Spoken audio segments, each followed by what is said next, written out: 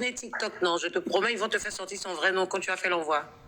Je vais mettre, oui, je vais mettre le nom des choses, de trucs, je vais mettre le nom de la personne qui va recevoir tout ça. J'ai envoyé ça à tout à l'heure.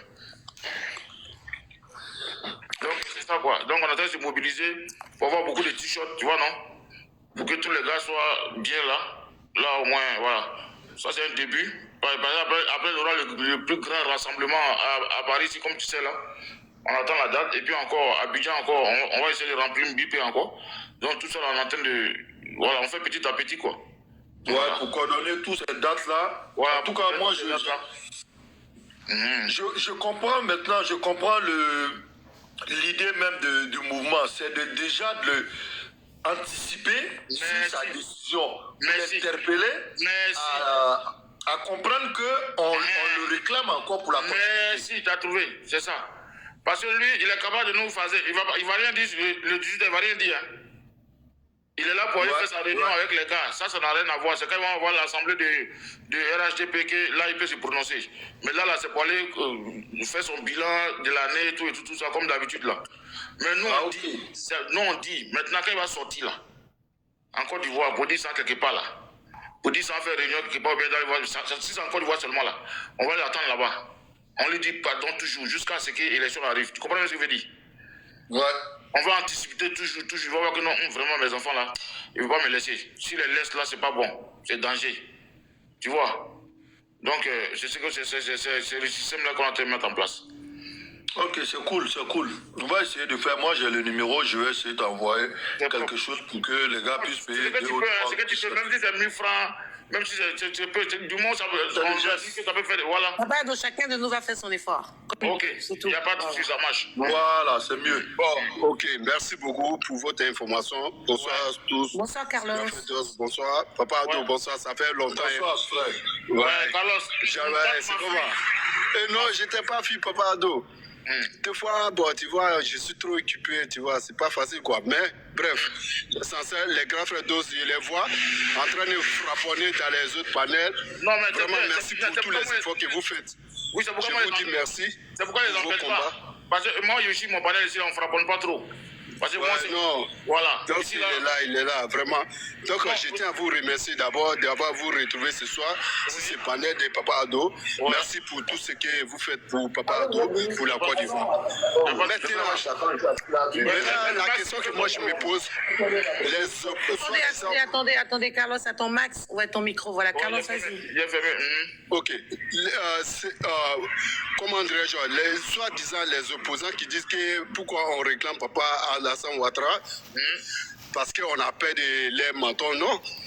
Pourquoi, si nous on a peur de eux là, pourquoi ils veulent faire forcément un coup d'État? C'est ça. Parce que vous ne pouvez pas dire que non, on se fait confiance, on va le faire descendre en 2025. Ce pouvoir, on va prendre. Mais vous anticipez par rapport à quoi? Voilà ce que les découvertes des armes qu'on a vues là-bas. Moi, je peux attribuer ça sur mais si je n'ai pas la preuve dessus, parce que c'est les slogans, quel que soit Alpha, ce qui va arriver en 2025, il va partir de force. Si on découvre des armes, on dira que c'est eux. C'est clair. Mais soyez sûr que la Côte d'Ivoire n'est plus d'amener de les plaisanter. On a un président responsable qui fait sur la sécurité de nos parents. Merci. On a une armée républicaine, pas une armée pro-Gbagbo. Moi, je le dis haut et fort. Parce qu'on a vu l'armée de l'ancien régime. Voilà. Si les dessins animés, voilà, je les vois les plaisantaires. Les plaisantaires qui étaient dans l'armée, que je connaissais, qui ont foutu les comédiens qui ont trahi.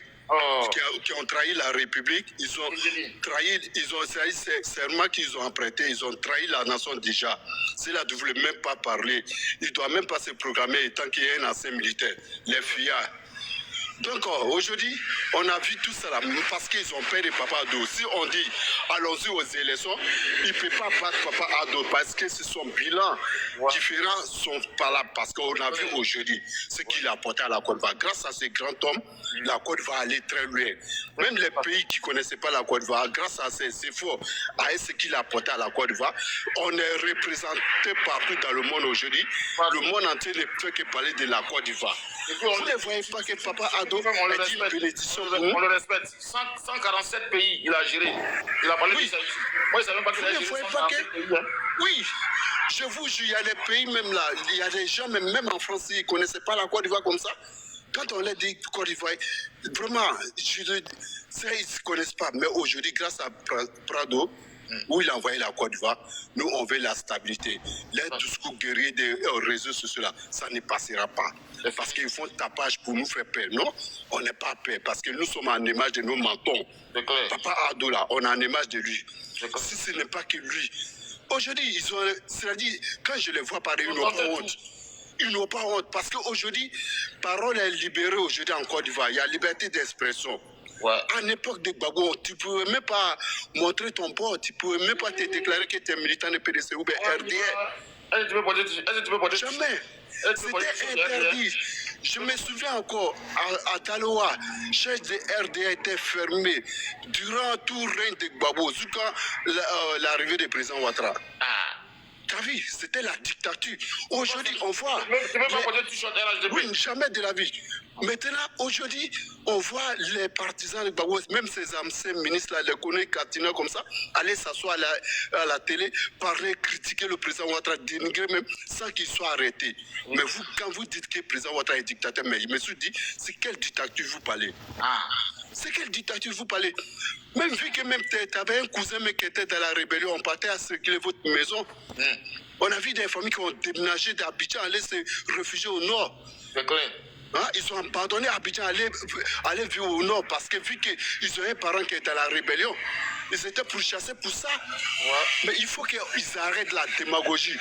Vous ne pouvez pas gagner une élection en Côte d'Ivoire. Nous, les militants, même, on ne veut même pas que Gbagbo soit sur la liste parce que voilà un mauvais perdant. Depuis 1990, il a toujours participé à toutes les élections qu'il a participé dedans, il est toujours gagnant. Un mauvais perdant. Quelqu'un, quand il perd, il dit c'est lui qui a gagné. C'est lui qui a envoyé la violence dans la politique de Côte d'Ivoire.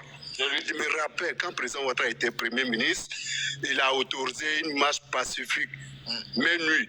Mais ça s'est tourné comment? Il y a eu des